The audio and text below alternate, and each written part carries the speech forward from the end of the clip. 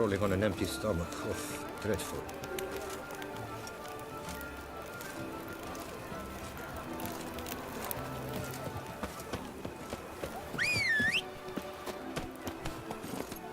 Hey-ya!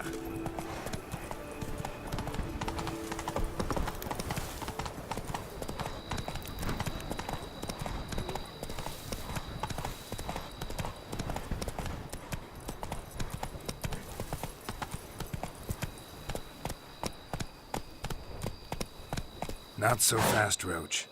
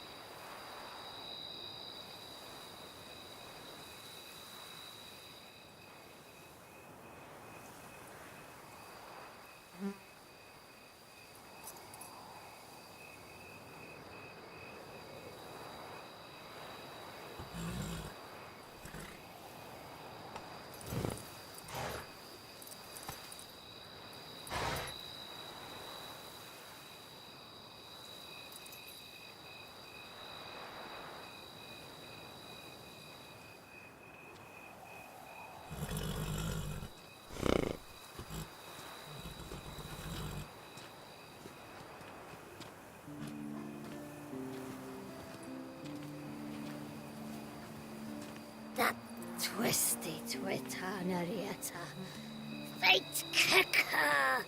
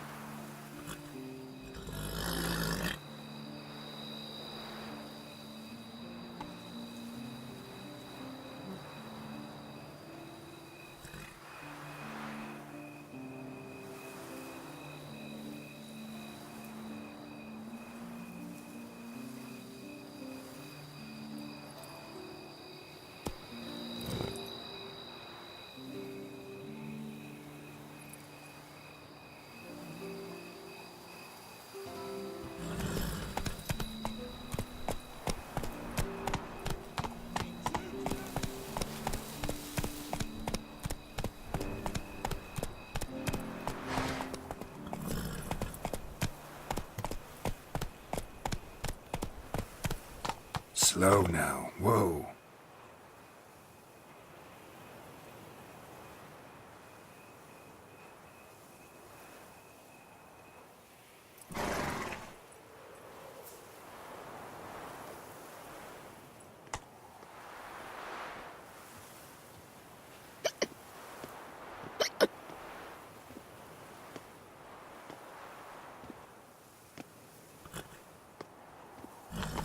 Hey-ya! When it comes to the last Scanty is Dante.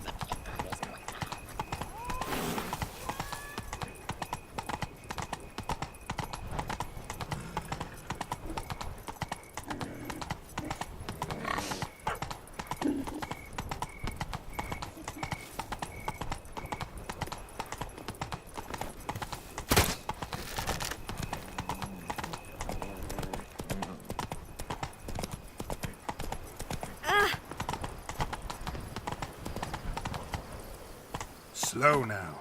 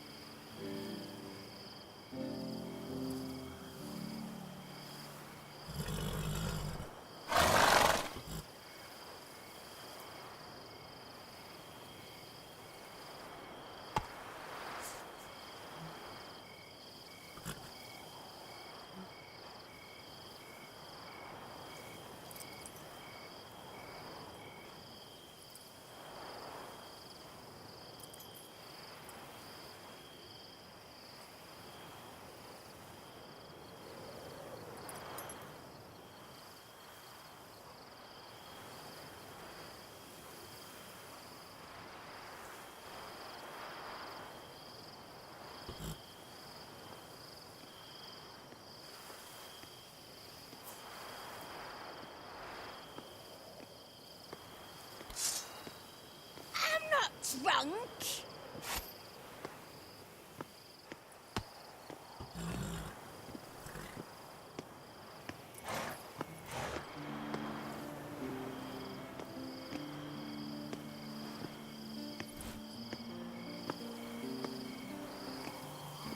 I'm not drunk!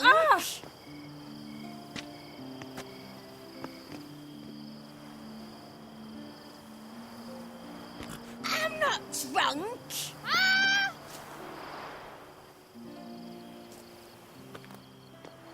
Ah!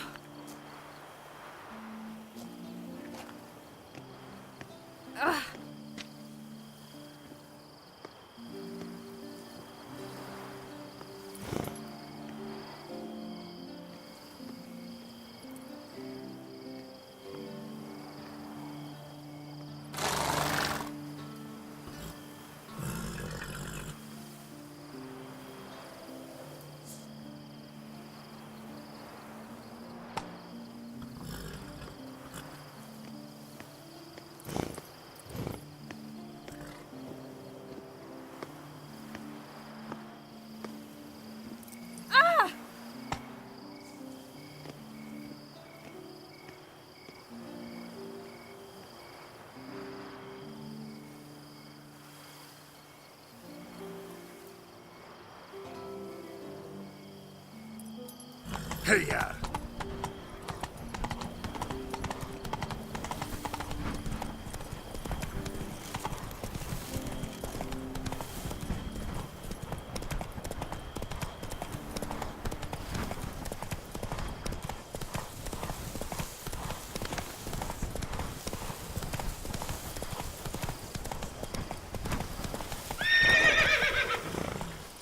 That's it, Roach.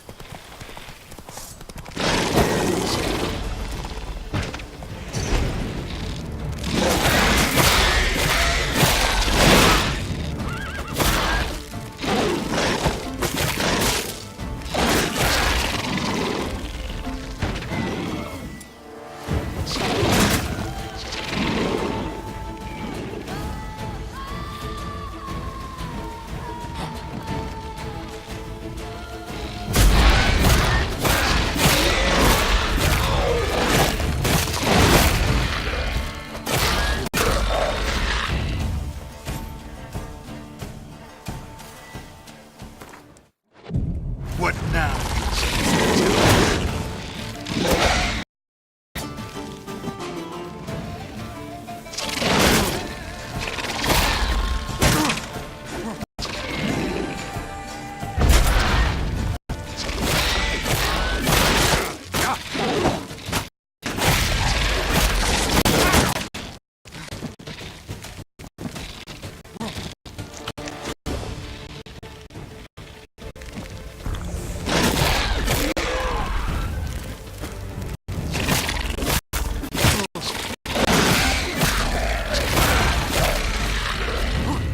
Gotta blow this up if I want to get rid of the Endriggers.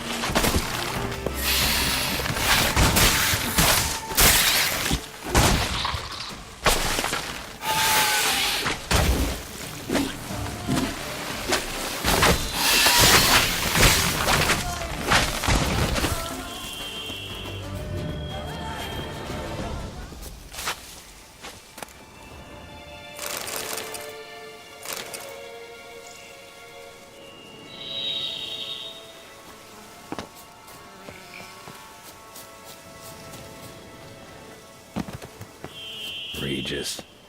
Couldn't have picked some other place to meet.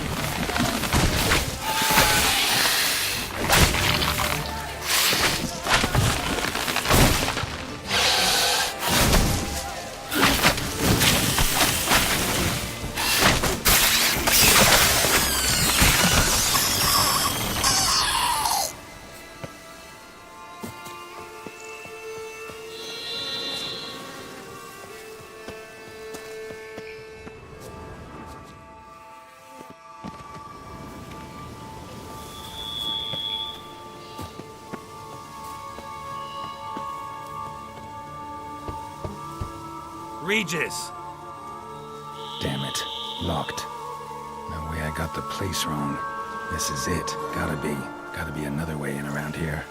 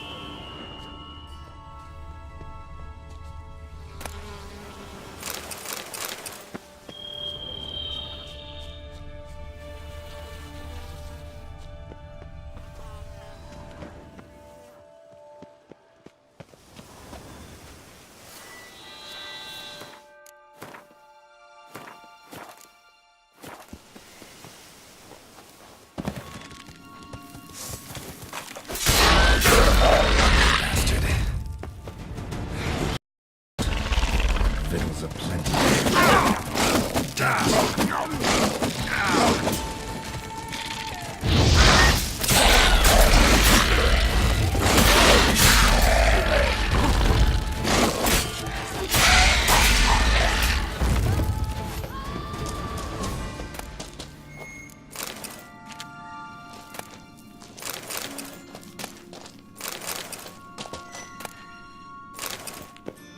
Caking more eggs. Need to incinerate these to ash.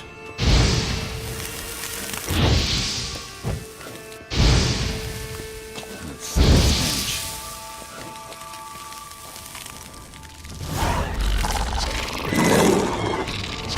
Damn it.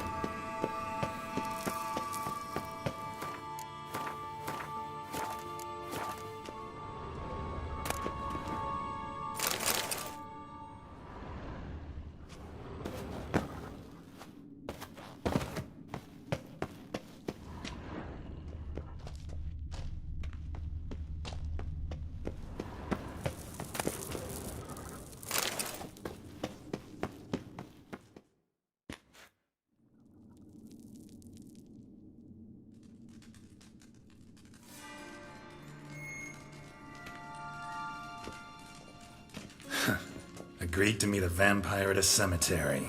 How much more cliché can you get? Nothing comes readily to mind. Could have left the door unlatched. What of my privacy? I value it rather deeply.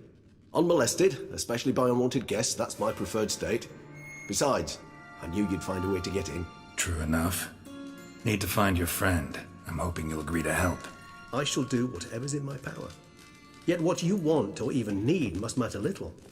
What matters is what Dettlaff wants. If he does not wish to be found, you will not find him. Ever. End of story. Come on. Gotta be some way.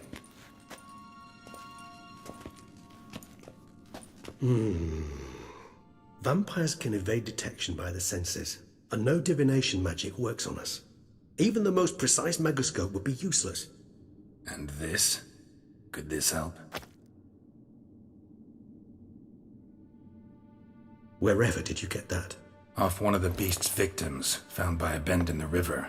Body was chopped in pieces. 3 of those pieces were hands. Hand with the ring seemed the odd one out, but Bruxa had taken an interest in it.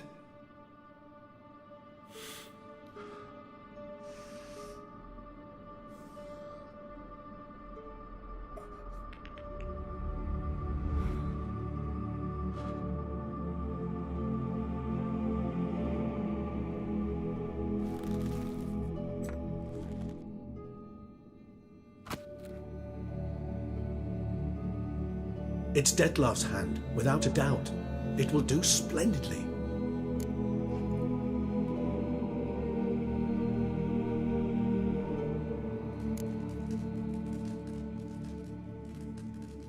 Ring's pretty intriguing. Made of no metal I've ever seen. And the ornamentation. It comes from our home, where we lived before the conjunction of spheres. It's actually mine. I received it from a dear old friend. You might call him a humanist. He saw us vampires as guests here, guests who owe their hosts, meaning you humans and the elder races, respect. Respect? Meaning not to treat us like cattle to be slaughtered for food? Precisely. And the reason why I, in turn, gave it to Dettlaff. To remind him of the ideals my old friend championed. The hand. What do you plan to do with it? You've heard of Kovinares' theory of tissue memory retention. Rings a distant bell. Read about it in Alchemia Oblitera. There's a copy at Kaer Morhen, tattered, nearly disintegrated. But if memory serves, Kovinares never managed to prove it worked. He did prove it, just never managed to publish his findings. He and I corresponded, you see, after we became friends. Thus, I know he completed his research and performed the first tests. It's complicated, so without delving into details, it is possible to use any piece of tissue to reconstruct what a whole body experienced. How's it work? We need any special equipment? We must brew a decoction which Kovinaris gave a rather poetic name, resonance. Once imbibed, it sends one into a trance similar to that induced by narcotics. This triggers visions of events linked to strong emotions experienced by the tissue's owner. Picture it as dreaming a fragment of someone's life. Any chance we might see what Dettlaff was doing just before he lost his hand? Indeed. Though I also hope resonance will reveal the location of Dettlaff's hideout.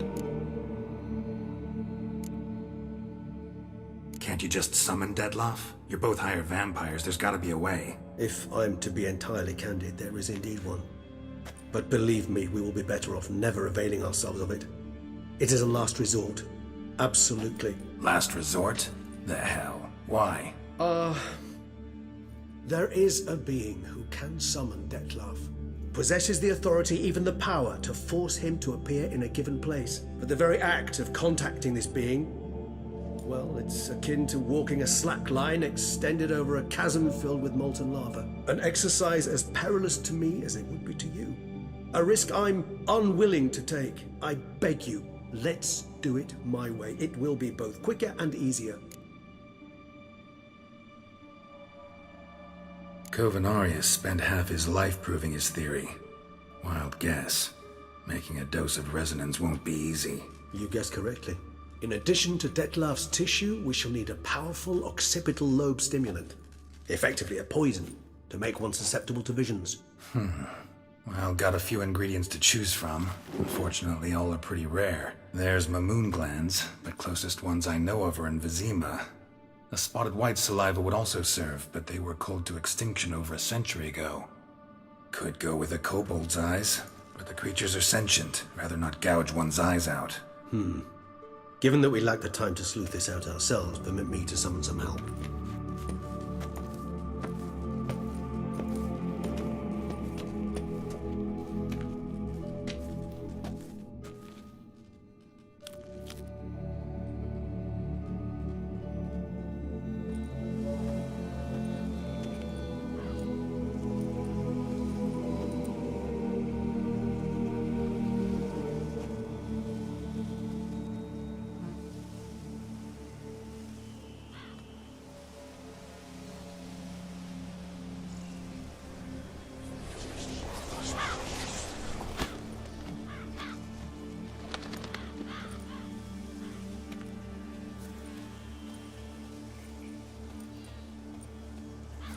What was that? A raven? Rather a common sight at this latitude. Very intelligent fowl. I asked him to look for the creatures you mentioned. Him and his brethren. Perhaps they'll find one in the area, and I would hazard that a flock of ravens will spy any said creature faster than a solitary witcher would. With all due respect to your skills, my friend. It will take them some time, nonetheless. So, perhaps you'd care for a snifter of mandrake. Rarely say no to a snifter. Sadly, this is but a weak infusion rather than a proper distillate. Even better. I remember your mandrake hooch. Made people say things they'd have rather kept to themselves. Now, what could Geralt of Rivia prefer to keep to himself?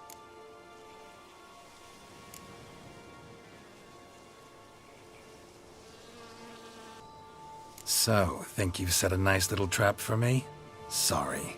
Want to get me to confess? Gonna have to try harder. I love a challenge. In that case, my ears are cocked. What must I do? How about you get the ball rolling? Reveal one of your secrets. Vampires, intriguing creatures, must lead fascinating lives. Anything in particular interest you?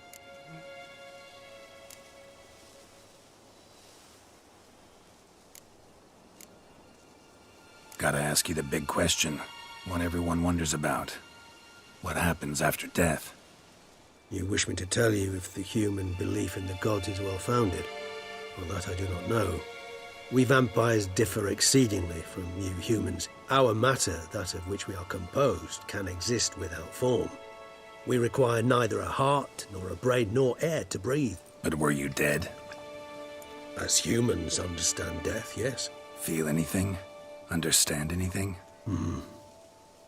It's rather hard to explain.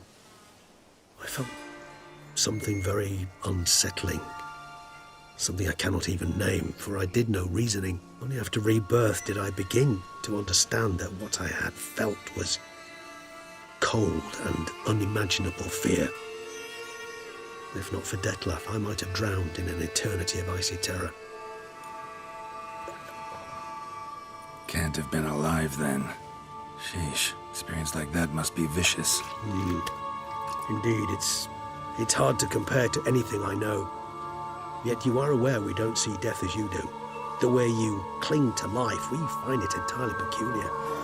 You are mortals, ergo it's a foregone conclusion. You will die. It's but a question of time. Thus, I often find myself wondering why you try so very hard. To die at 20 years, 40, even 100, what's the difference? They're all but the blink of an eye. Depends on your point of view. Man who's got 1,000,000 crowns to spend can't possibly understand one who's only got 20. Very true. One's outlook can indeed change much.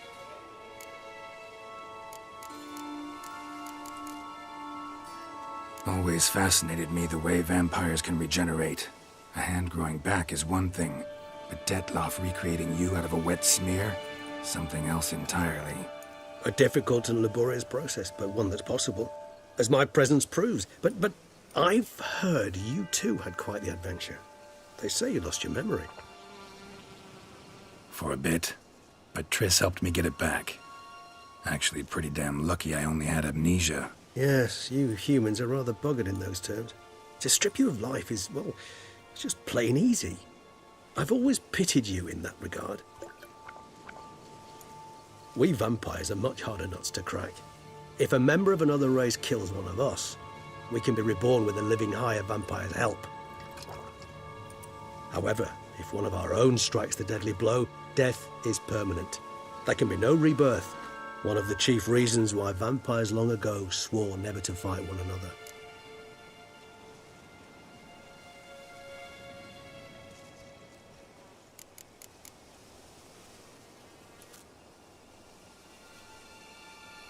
Got a new life, new body.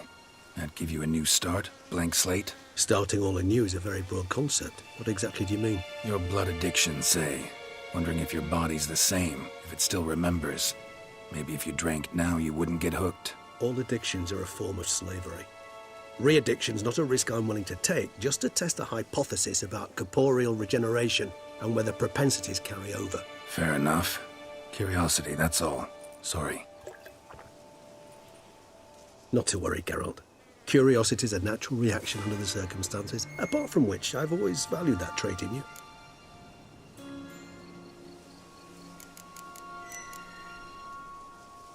Curious what you did after you were reborn. As I'm sure you can surmise, at first I was thoroughly absorbed with recovering. As it is, I've still not recovered completely. Yet I was so weak the first year that I could not stand or move on my own. Detlef bore my weakness bravely, showed great patience. If not for him, I wouldn't be here, and I'd have regenerated far slower. Once I could at last stand unassisted, I set off for Bruges, from my one-time home of Dillingen. There I led the peaceful life of a rural healer and surgeon, enjoying my neighbours' respect and, in fact, constituting the exact opposite of the monstrous vampire the populace imagines. Bruges, you say? Rebirth make you sentimental? Perhaps a dash. But what of you? Where have you been? Ever find your Cirilla? Back then, yeah. But we parted again soon after. And when the time was ripe, she came back. Defeated the Wild Hunt together. Ooh. Seems I certainly missed quite a bit while I was absent. True enough. But it's a conversation we'll have another time. Need to know more about you now.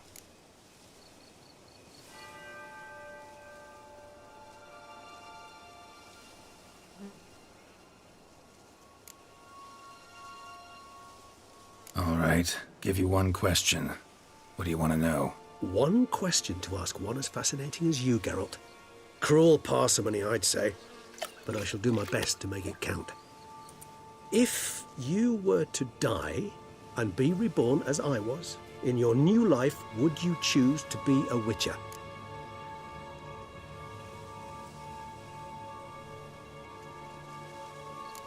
See, Regis. Doubt I'd know how to be anything else. Ever tried?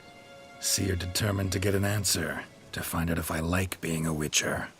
Just refuse to ask directly, as always.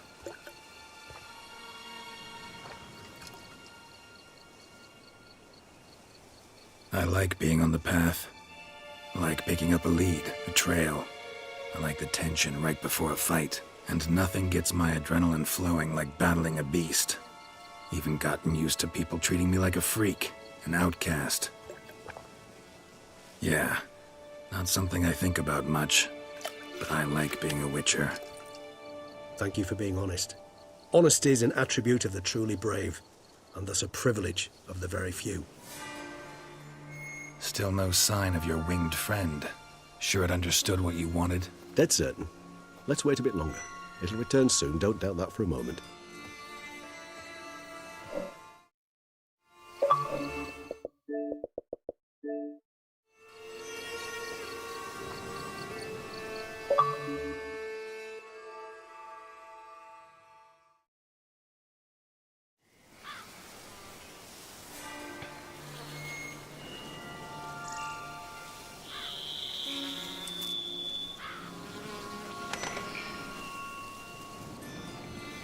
Ever vigilant, even in his sleep. Quite vampire-like, in fact. Are you absolutely certain they don't administer a few of our genes during the trial of the grasses?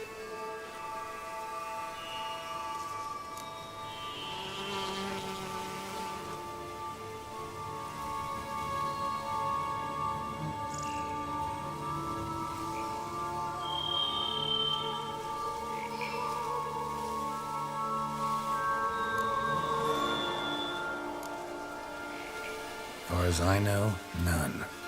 Now what you got for me? You were right. No kobolds or mamoons for miles around. Knew it. Allow me to finish. You see, there's this spotted wight. It haunts an abandoned residence in the Caraberta woods. Impossible. My brethren hunted down every last spotted wight before I was born. Then it seems you must revise your knowledge of spotted wights. For somehow this one managed to survive your brethren's onslaught. It seems I know this home it haunts. Recall a tale about it. Locals believe the place cursed. Perhaps that's how the wight survived entirely unmolested.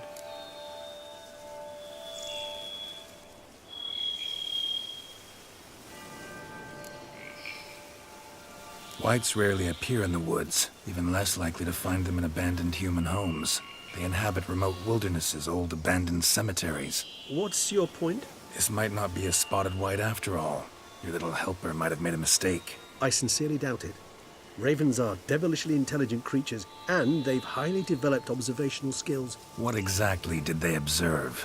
The area around the estate, it's covered in spoons. Spoons? Spare me the skeptical smile. I'm but the bearer of this news. Or perhaps this spotted wight is a hoarder. Or the spoons are somehow related to the curse.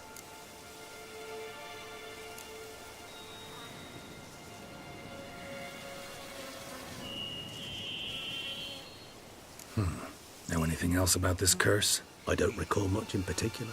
Really don't attach much importance to such things.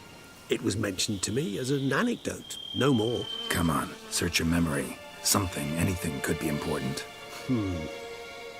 I believe it had a relation to hunger, or, perhaps greed, rapacity. Someone was punished for something... Textbook definition of a curse, pretty much. Sorry, Geralt, I try not to clutter my mind with the details of every far-fetched tale I happen to hear.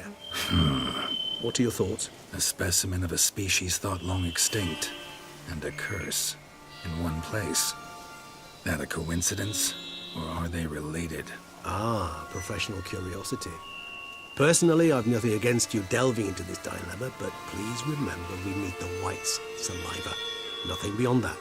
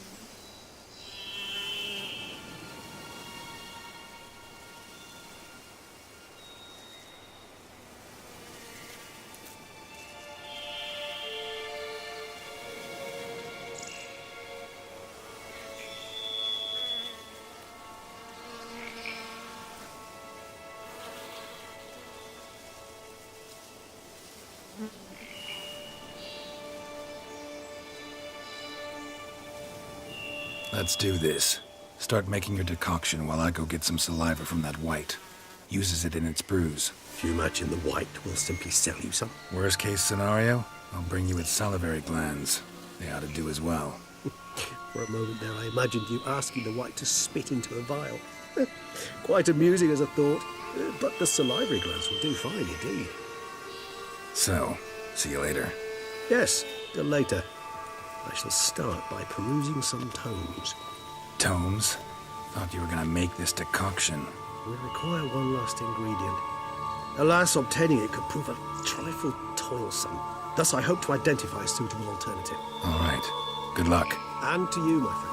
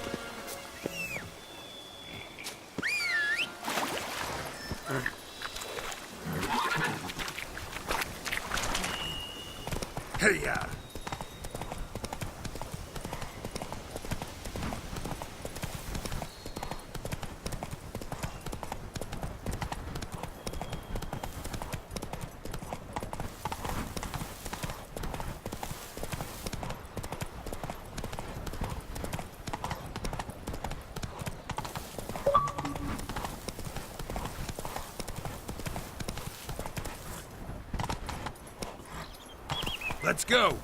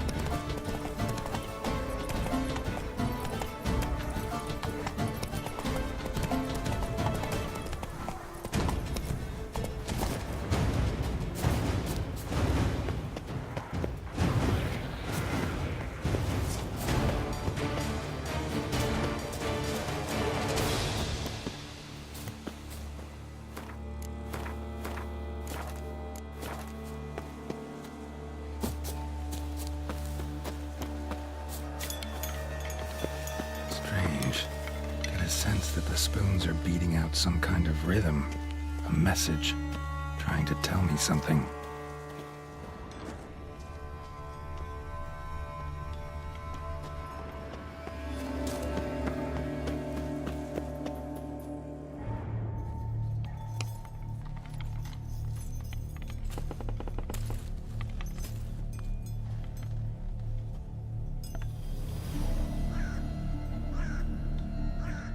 None shall sit and dine with you at your table. No spoon you have shall say to you, never again shall you wish to spy your reflection in the mirror. Sounds like a curse, all right.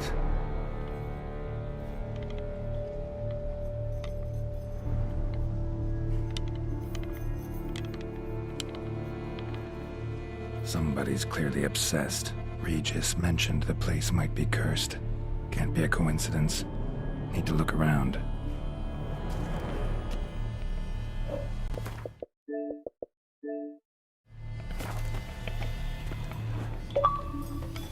What a pigsty. Need to search it thoroughly. Find a way to collect some Wight saliva. Wight's obsessed. A real collector. Thoroughbred. Spoon. Pretty ordinary. Maybe a little old. No spoon you have shall say to you. Whatever lives here treated that literally. Still searching for the right spoon. Another spoon. Yep, just as normal as the last one. Skeletons. Doubt they came here willingly. This have anything to do with the curse? None shall sit and dine with you at your table. It'd make sense.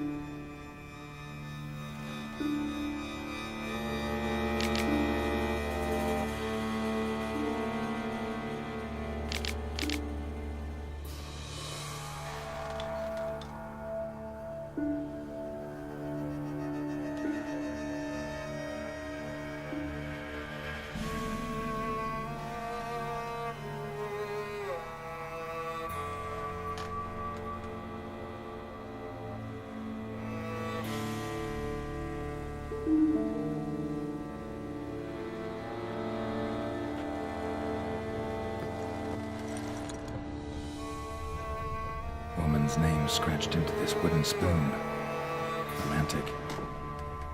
No claw or fang marks. Probably choked to death.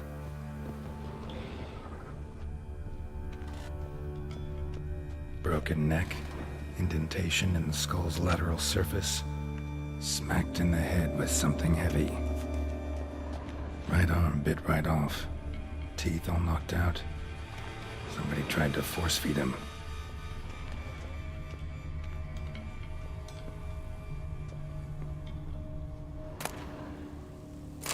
Spoon key. Sophisticated. Tag bears a description. Wight's a true collector.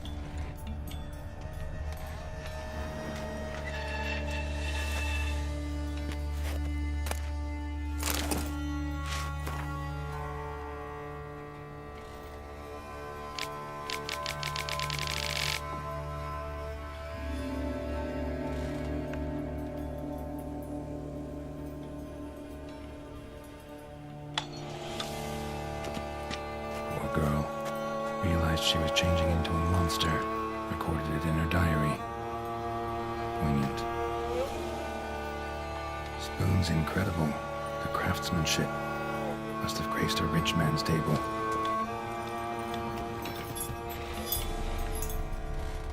Smashed mirror, as if someone couldn't stand to look at themselves. The monster. Journal's author, maybe?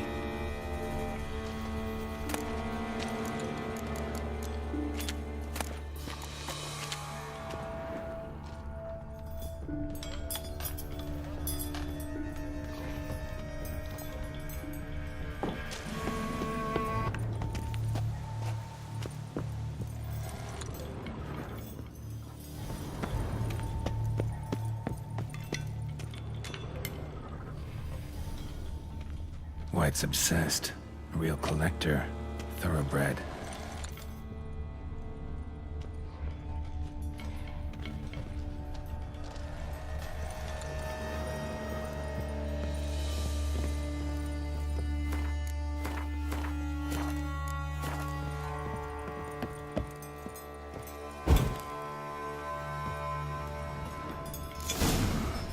Actually does seem like a Wight's lair. Bit atypical, but still. Cauldron should be somewhere around here.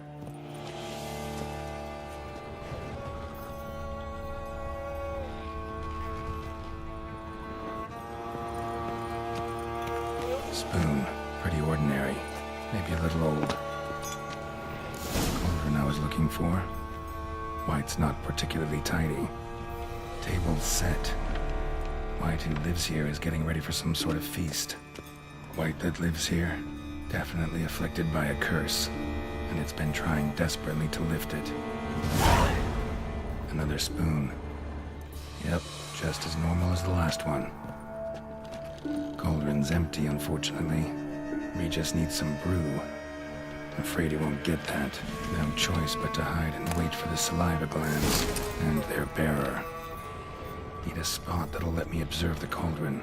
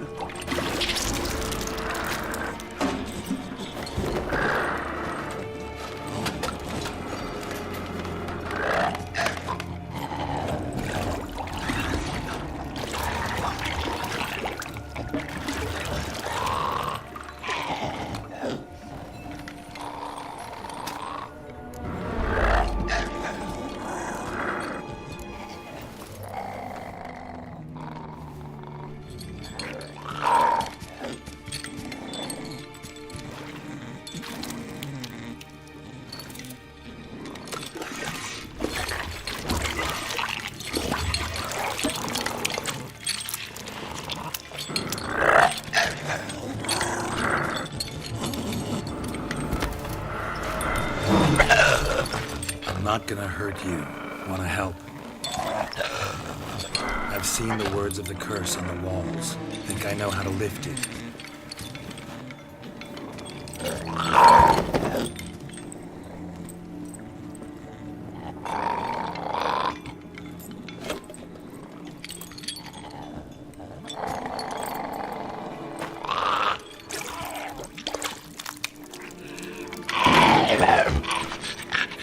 You tried to bring folk here, convince them to sit at the table with you, right? Well, I'm gonna be your guest now. Your willing guest.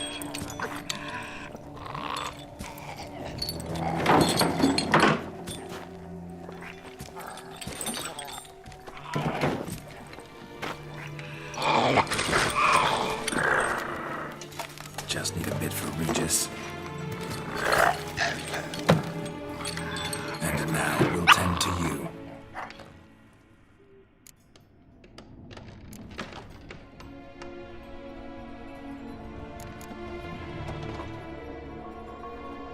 Need to get this right.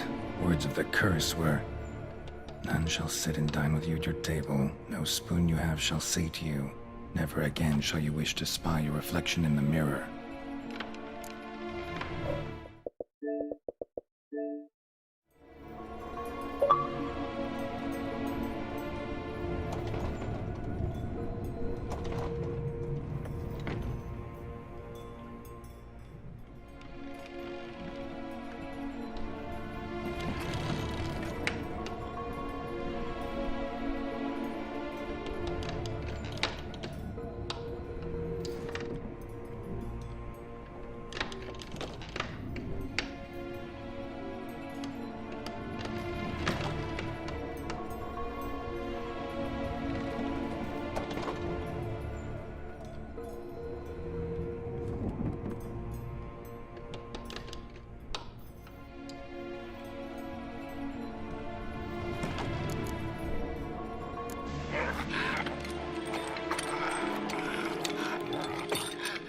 We can't use spoons. No, that won't work. You've been looking for a spoon that would feed you, but there's no such spoon. We need to eat without spoons.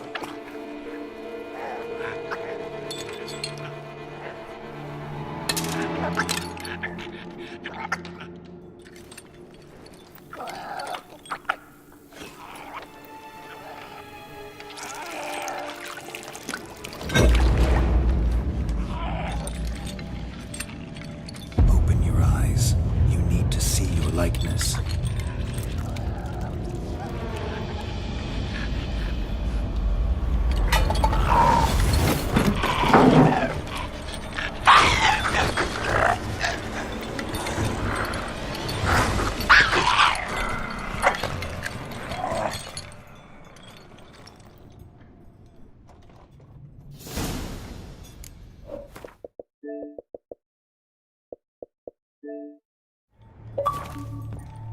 Think it worked.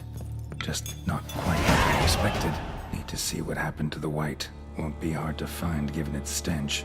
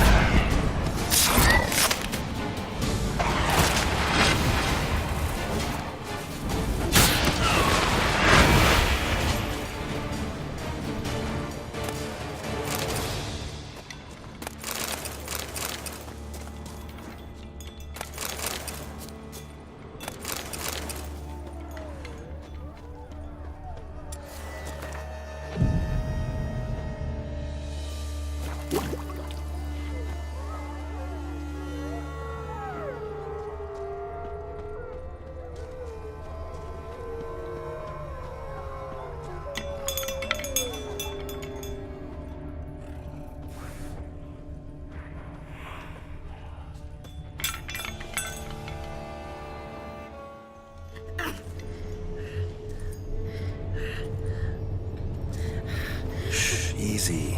Not gonna hurt you. Eat. I must eat.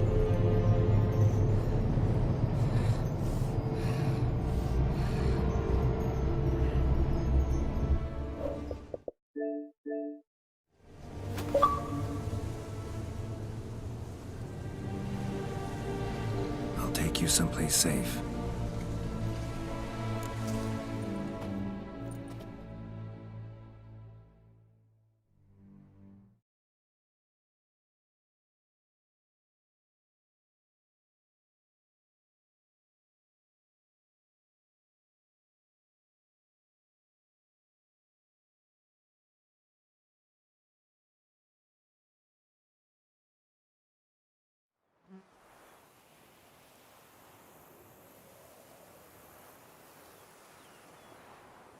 So I took her by the hand and led her here. Seemed the only sensible place for her. You did the right thing, sir. She should recover quickly here. I'm deeply pleased, finally, to make your acquaintance, sir, though I do regret the specific circumstances. In all the commotion, I fear I neglected to introduce myself. I'm Barnabas Basil Folty, and by order of the Duchess, I am to serve as your major domo at Corfo Bianco. Nice to meet you, Barnabas Basil. Love to talk more, but got urgent matters to attend to. While I'm gone, please make sure she gets everything she needs. Don't worry, sir. I shall see to everything. She is safe here and in good hands. She'll soon be back on her feet. Might actually take a while. She hadn't eaten anything in over 100 years when I found her. Horrid. Whatever brought this about? Told me her story on the way here. Her name's Marlena. She was once the very beautiful and proud heiress to the Trastamara estate. One evening, when she was holding a banquet for friends, a beggar came to her gate seeking alms. He had a bowl and a spoon with him. He sat outside her fence and waited. I've heard of the custom. An ancient rite of hospitality that obliges one to give food and drink to such a guest lest he depart hungry.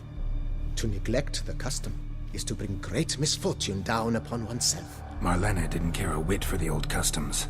She drove the man off, saying she'd rather feed the leftovers from her feast to her dogs than to give the beggar anything. The beggar then broke his spoon, cast a curse. She was beautiful, so he said she'd never wish to look at herself in the mirror again. Since she adored feasts, he swore no one would ever wish to sit and dine with her. And as she even refused him the crumbs from her table, he swore she'd never find a spoon in the world that would sate her hunger. A harsh punishment. I imagine lifting the curse was hardly simple.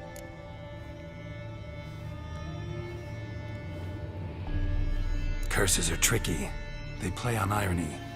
Always gotta figure out what the catch is. Marlena had spent decades looking for a way to lift it. Transformed into a wight, she stole spoons and lured folk into her home, trying each time to get them to dine with her. Didn't work. So what did? Someone had to sit down and share a meal with her, of their own free will. They had to eat without using spoons and make her look at her reflection. That's it? That was all it required? Simplest solutions are sometimes the last that come to mind. Besides, when you're a wight, it's pretty damn hard to find willing human company for a feast. I imagine so. But, most importantly, it is now over. Please, don't worry. She will be in good hands here. Vineyard comes across as a place with a rich history. Know who owned it before me? Baron Rossel, who went bankrupt, forcing him to sell the estate to the Duchess. The Baron, in turn, had purchased it from Monsieur Bolius of the Headsman, a truly colorful man of Kedweni origin. He was actually a headsman? No, not him, but his great-great-great-great-grandfather. Indeed. Apparently, he was a common cut-purse who somehow secured for himself the post of ducal headsman in Beauclair. Went about his work with an exceptional penchant. They say he chopped off more heads than there are grapevines in the ducal vineyards. He never hesitated, not once. Never sliced unevenly, never botched a job. For his exemplary service, the Duke granted him a title and this estate. Monsieur Bolius, on the other hand, was an engineer in his younger years. Once retired, he settled here and took to producing wine. Sadly, Misfortune struck, and he lost his sense first of smell, then of taste. Additionally, he could not drink alcohol. His medic forbade it. Shame that. He gave up making wine? Not at all. He made even more of it. Began throwing wild balls to which he'd invite friends from far and wide in order to treat them to his wine and delight in the fact that at least someone could enjoy it. It's the sort of man he was, Monsieur Bolius. Mind giving me a little tour de Corvo Bianco? Not in the least. Follow me, please. I think it would be practical to begin on the hill.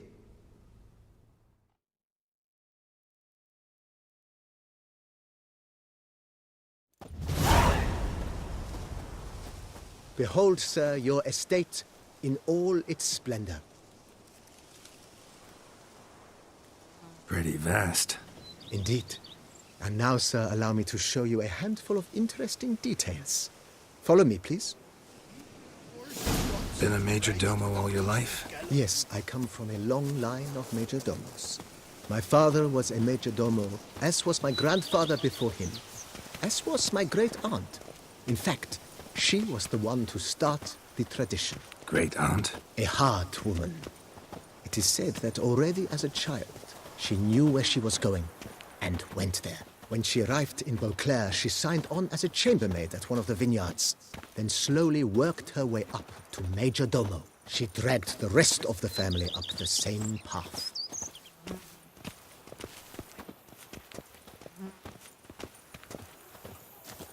Oh! The servants' quarters. I occupy the green home. With the Duchess's permission, I have hired a full staff. Their salaries to be paid from the ducal treasury. Nice of her. Not the most sightly part of the estate, I admit. But I think it worthwhile for you as master of the domain to know where the help stays. Follow me, please. Follow me, please. Follow me, please. Follow me, please. Follow me, please.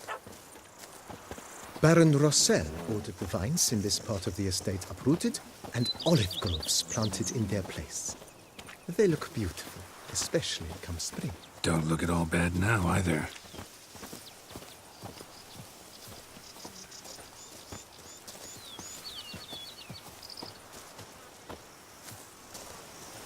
Down below lies your vineyard, where we grow a strain Carfanere, one of the world's oldest. Aged in oak barrels, it provides for an exquisite wine with distinct blackberry, wild cherry, plum, and cinnamon notes. Marvelous. Have to try it one of these days. From the north's a hardened killer. He's knocked off the head of many a king. I've heard A that man too. who dare not down Nice some well. bread is a Picturesque. man who Yes, though it ran dry long ago. During the raucous feasts Master Bolius held, he would order it filled with wine. There's a tale about a guest attending a Bolius ball for the first time and thus unaware of the custom.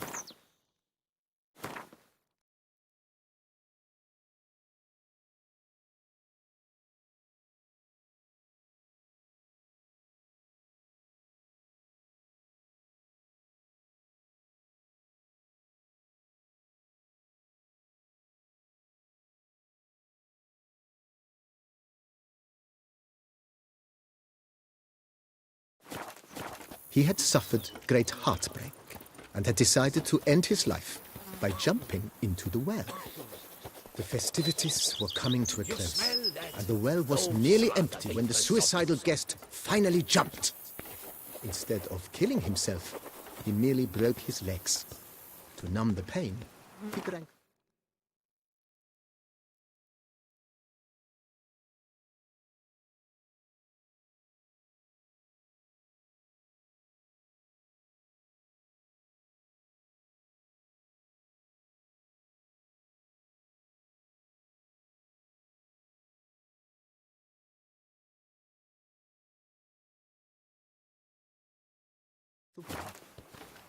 Drank himself to death? Not at all.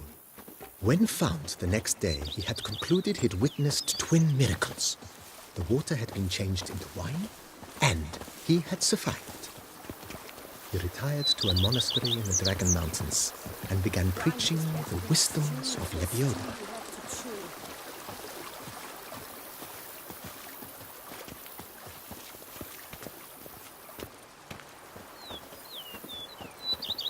Monsieur Boleus's wife Nina kept a garden here. A supremely lovely place it was. Bit neglected now. I agree. Yet nothing stands in the way of restoring it to its former glory, and once again planting it with herbs and other vegetation.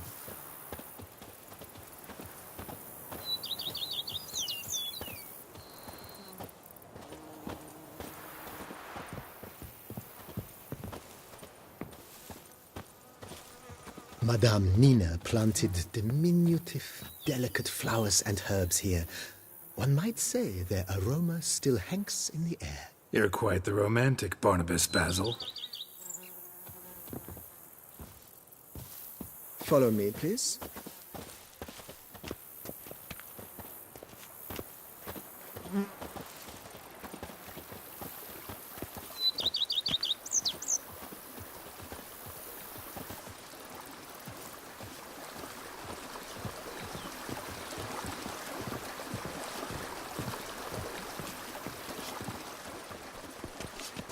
A man who dare not down some red is a man whose wife... This served as an additional wine cellar in years of plentiful harvests.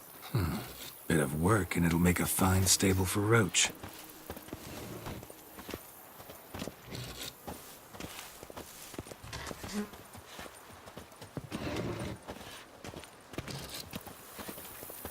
The cellars, voila. During Monsieur Boleus's time, wine was kept here, but Baron Rossel used it to store olive oil as well. I took the liberty of cleaning up the mess, which... I made while fighting the Bruxa. Thanks, Barnabas Basil. Appreciate it.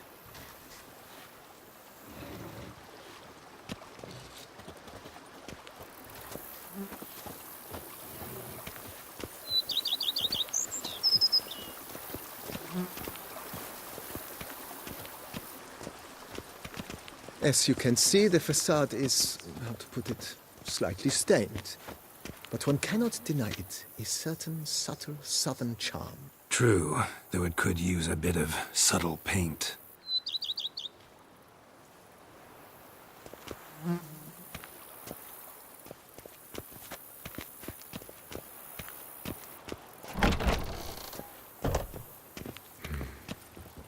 And welcome inside. On the left is the master bedroom. On the right, the dining hall and kitchen. Upstairs, you shall find the guest room, currently used for storage. Not a bad idea. At the moment, the house is only minimally furnished. Yet I believe we will, together, devise some innovative arrangements. A few paintings, for instance, would breathe new life into the abode immediately. With that, sir, you've seen the full lay of the land. Corfo Bianco is a beautiful estate. Though one must admit, time has taken its toll. Forgive me for being forward, but if you were to choose to invest a small sum towards its beautification, consider me at your service on the matter. Think I'll take you up on that. Be sure to come and see you if I decide to do any remodeling. Mentioned the place could stand to be spruced up. Oh, most decidedly, sir. The question is where you would like to begin this rejuvenation.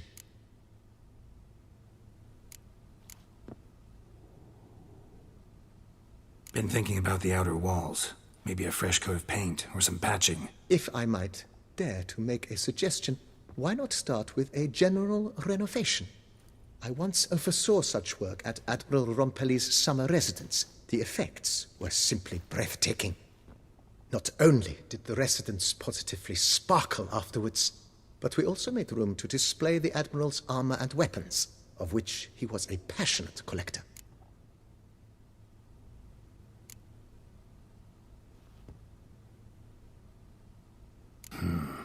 Need to think it over some. I understand, of course.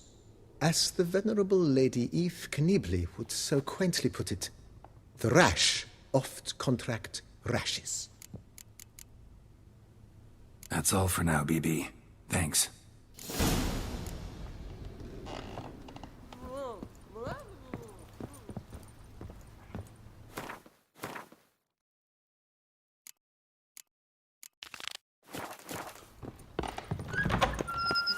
Growls like an angry wolf.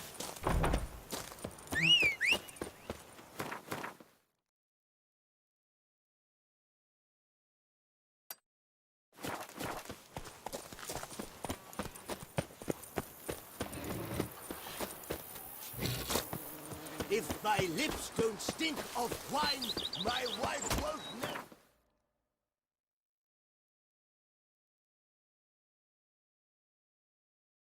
Wine.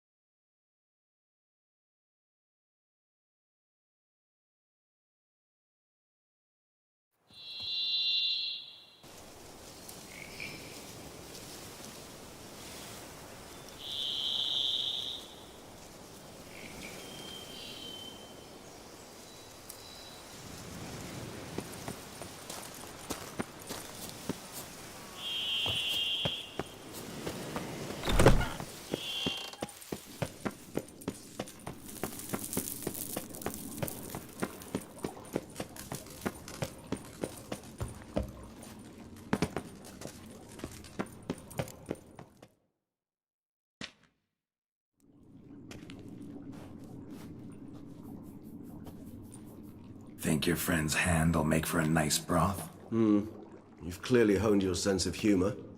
But we are not cannibals, Geralt. I took a fragment of tissue from the hand. It will suffice to prepare some resonance. What did you do with the rest? I cremated it, as our codex commands. A raven told me you'd acquired the necessary ingredient.